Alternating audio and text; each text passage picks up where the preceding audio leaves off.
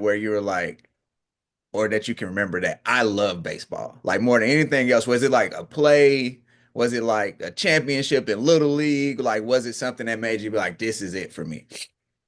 You know, that's another good question to reflect on, man, because I don't know if I could point to really one specific moment in time where I kind of had that revelation, like, you know what, baseball's going to be it for me going forward. And, I think a lot of what I can credit that to is the growth that I was able to have at a young age in baseball, because like I said, with those other sports, I dropped football early, basketball, I always felt like I was a decent player, but I never, I would say, grew too much as a player. I never reached that next level from where I was at whenever I stopped playing. And for baseball, for me, right around, it's crazy. Like when I was 12 years old, honestly, was right when I really started to hit that kind of stride.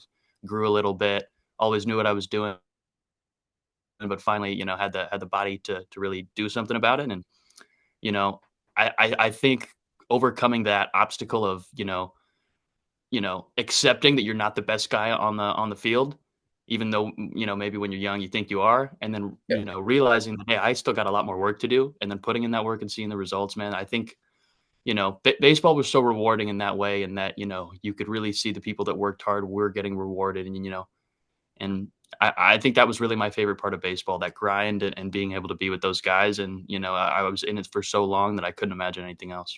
That's cool that you say that, and it's I can't wait to show this to my 14-year-old. He plays baseball, and Yeah, like, that's what I'm trying to make sure to keep preaching to him. And it seems like he's getting it or has got it. Actually, I'm not even gonna say getting it. You got to love the grind in the process that's right. because that's most of it, right? The game is only a couple hours, Of course. a day, but it's all the practice, the weights, the studying what you do right or wrong. Like all that is that's the meat and potatoes of playing baseball.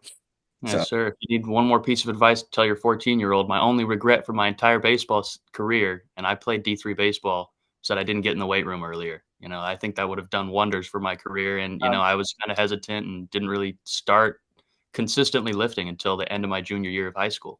So really, that definitely set me back in terms of where I could have been, coming out of high school. well, that's what I'm having him do now. We starting lightweight. I don't want to go too crazy, but just so he can get in the feel of being in the weight room. And now it's getting to the point where I think it was Tuesday night, or Wednesday night. I was tired as hell, and he was like, "We going to the gym?"